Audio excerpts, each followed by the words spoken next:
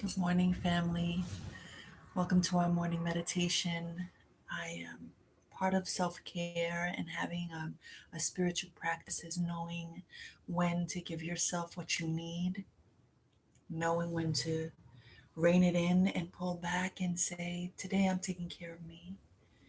And so I didn't do my morning challenge. I wake up at 5 a.m. to write.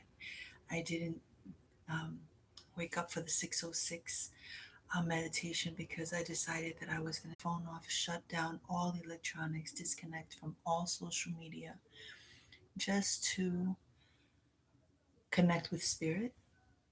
And so for the past 2 days, I've been moving with a lot of quiet and stillness. And in keeping with that theme, I have decided that I will not be going live on YouTube, but what I will be doing is posting the meditation at 6:06 a.m.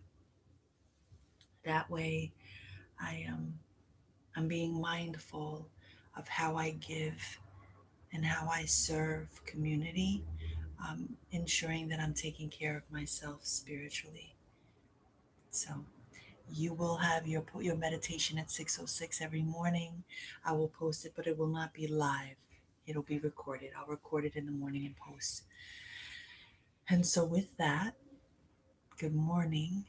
Welcome to our morning meditation. I am Alicia Anabel, also known as La Santera, also known as the writing midwife. And we're going to start with a seated meditation. I'm doing this morning's meditation from bed because I want to stay in bed. I don't want to get up for a while. I just want to give my body rest. And so we're starting in seated pose. So if you can, if that's comfortable for you, you're sitting with your legs crossed. Or if you want to lay in bed flat, straight, and just be open, do that too, whatever is comfortable. And so we're going to begin with a forward stretch, right? So let's extend our arms out as far as we can on the bed and try to come. See if you can see me. Try to come down as far as we can. We're taking a deep breath in, stretch, exhale, inhale. Come up, slide your hands back toward your knees. Let's go again and see if we can stretch our arms a little further, right? Inhale. Let's slide our hands down. Exhale. Keep your head here for a moment. You can cross your hands and put your head on your hands if you want.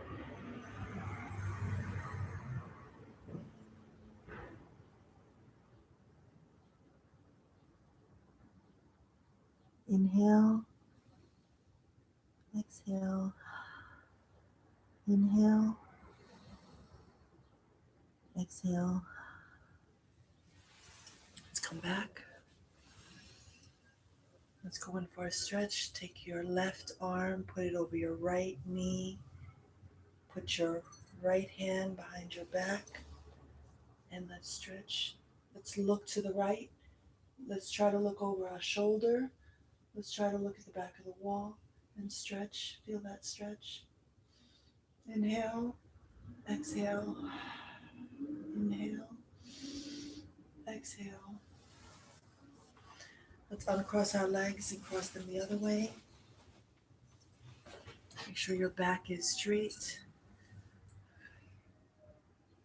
Take your right hand, put it over your left knee, your left hand behind your back.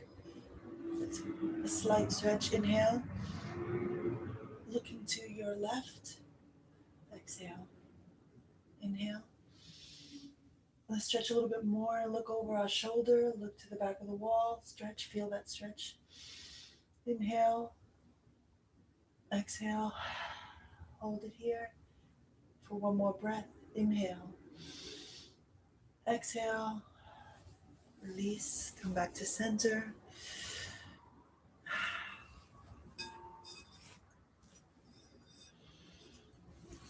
Let's breathe. Inhale, exhale. Note everything that you woke up feeling this morning. Did you wake up crying? Did you wake up sad? Did you wake up happy? Note that sensation and feel the vibration. I like that. Note the sensation and feel the vibration. Feel all of that. Feel yourself. What does that breath feel like? What are you breathing in? Love, calm, compassion. Exhale. Any sadness, any pain.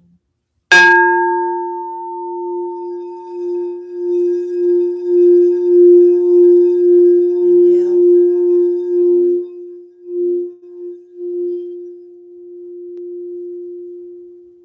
Exhale.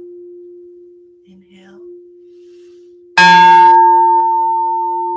Exhale. Inhale. Exhale.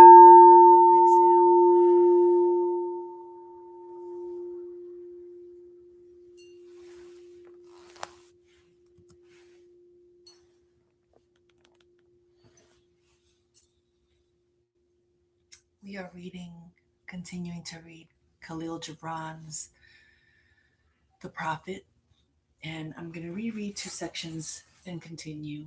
The section on talking. And then a scholar said, "Speak of talking." And he answered, saying, "You talk when you cease to be at peace with your thoughts and when you can no longer dwell in the solitude of your heart." I'm going to start again.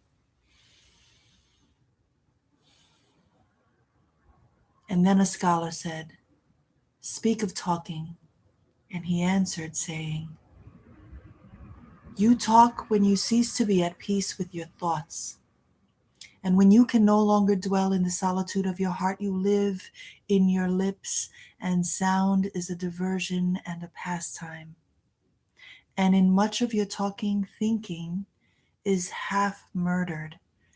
For thought is a bird of space that in a cage of words may indeed unfold its wings but cannot fly. There are those among you who seek the talkative through fear of being alone. The silence of aloneness reveals to their eyes their naked selves, and they would escape. And there are those who, talking without knowledge or forethought, reveal a truth which they themselves do not understand. And there are those who have the truth within them, but they tell it not in words.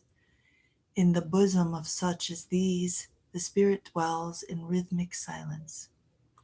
When you meet your friend on the roadside or in the marketplace, let the Spirit in you move your lips and direct your tongue.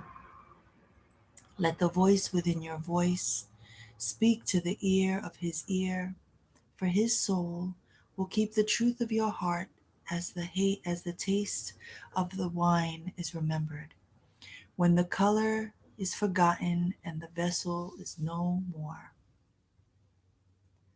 Time. And an astronomer said, "Master, what of time?" And he answered, "You would measure time, the measureless and the immeasurable. You would adjust your conduct and even direct the course of your spirit according to hours and seasons. Of time, you would make a stream upon whose bank you would sit and watch its flowing. Yet the timeless in you is aware of life's timelessness and knows that yesterday is but today's memory and tomorrow is today's dream, and that which sings and contemplates in you is still dwelling within the bounds of that first moment which scattered the stars into space. Who among you does not feel that his power to love is boundless? And yet who does not feel that very love, though boundless, encompassed within the center of his being and moving not from love thought to love thought, nor from love deeds to other love deeds. And is not time even as love is undivided and paceless? But if in your heart, but if in your thought, you must measure time into seasons, let each season encircle all the other seasons, and let today embrace the past with remembrance and the future with longing. And one of the elders of the city said, "Speak to us of good and evil." And he answered, "Of the good in you I can speak, but not of the evil. For what is evil but good, tortured by its own hunger and thirst? Verily, when good is hungry, it seeks food even in dark cavest, and when its thirsts, it drinks even of dead waters. You are good when you are one with yourself. Yet when you are not one with yourself, you are not evil. For a divided house is not a den of thieves, it is only a divided house. And a ship without rudder may wander aimlessly among perilous isles, yet sink not to the bottom. You are good when you strive to give of yourself, yet you are not evil when you seek gain for yourself. For when you strive for gain, you are but a root that clings to the earth and sucks at her breast. Surely the fruit cannot say to the root, "Be like me, ripe and full and ever giving of your abundance." For to the fruit is a need, as receiving is a need to the root. You are good when you are fully awake in your speech, yet you are not evil when you sleep while your tongue staggers without purpose, and even stumbling speech may strengthen a weak tongue.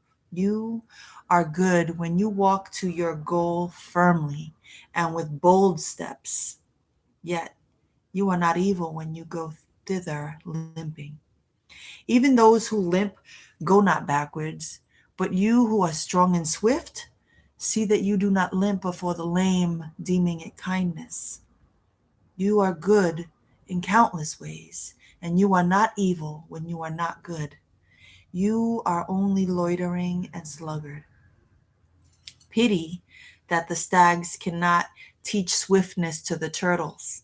In your longing for your giant self lies your goodness, and that longing is in all of you. But in some of you, that longing is a torrent rushing with might to the sea, carrying the secrets of the hillsides and the songs of the forests. And in others, it is a flat stream that loses itself in angles and bends and lingers before it reaches the shore. But let not him who longs much to say to him who longs little, "Wherefore are you slow and halting?" For the truly good ask not the naked, "Where is your garment?" nor the houseless, "What has befallen your house?" Then a priestess said, "Speak to us of prayer." And he answered, saying, "You pray in your distress and in your need. Would that you might pray also in the fullness of your joy and in your days of abundance. For what is prayer but the expansion of yourself into the living ether? And if it is for your comfort to pour your darkness into space, it is also for your delight to pour forth the dawning of your heart. And if you cannot but sweep, and if you cannot but weep when your soul summons you to prayer, she should spur you again and yet again, though weeping, until you shall come laughing. And rise, when you pray, you rise to meet in the air those who are praying at that very hour, and whom save in prayer you may not meet. Therefore let your visit to that temple invisible be for naught but ecstasy and sweet communion. For if you should enter the temple for no other purpose than asking, you shall not receive. And if you should enter into it to humble yourself, you shall not be lifted. Or even if you should enter into it to beg for the good of others, you shall not be heard. It is enough that you enter the temple invisible. I cannot teach you how to pray in words. God listens not to your words, save when He Himself utters them through your lips. And I cannot teach you the prayer of the seas and the forests and the mountains, but you who are born of the mountains and the forests and the seas can find their prayer in your heart. And if you but listen in the stillness of the night, you shall hear them saying in silence, Our God, who art our winged self, it is thy will in us that willeth. It is thy desire in us that desireth. It is thy urge in us that would turn our nights which are thine into days which are thine also. We cannot ask thee for aught, for thou knowest our needs before they are born in us. Thou art our need, and in giving us more of thyself, thou givest us all. Wow. That probably is one of my top sections, one of my top favorites. Oof. Receive that. I hope you receive that. I pray you receive that. May you receive that. Ooh. Our prayers are heard even before we ask. We don't need to ask. We could just be, we could just show up. We could just stand before our Egun, our ancestors, our altars, the sun, and just be.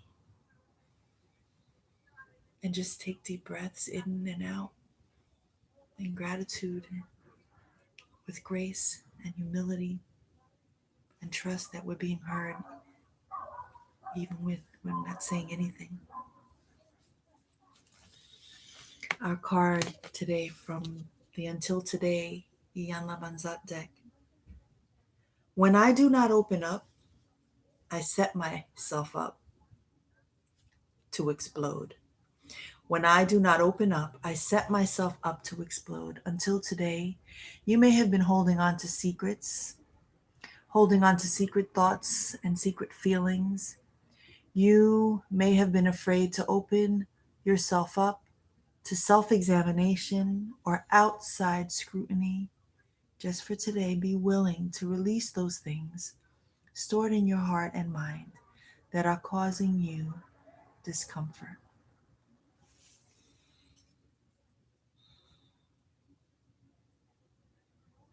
We may be afraid to say the thing that needs to be said because we want people to understand what it is that we're feeling.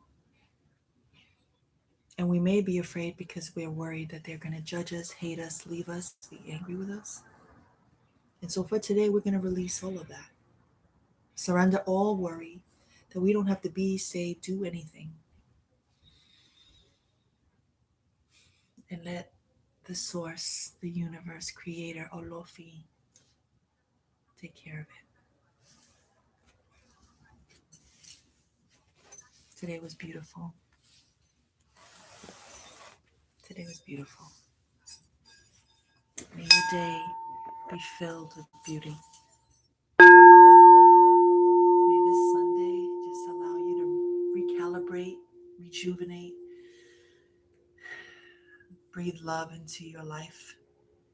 That you know you are provided for always.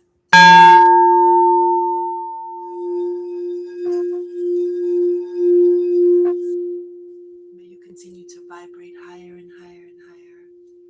Have an incredible day surrounded by all those you love. I'm wishing you peace and prosperity and all things good. Be well, family. See you tomorrow.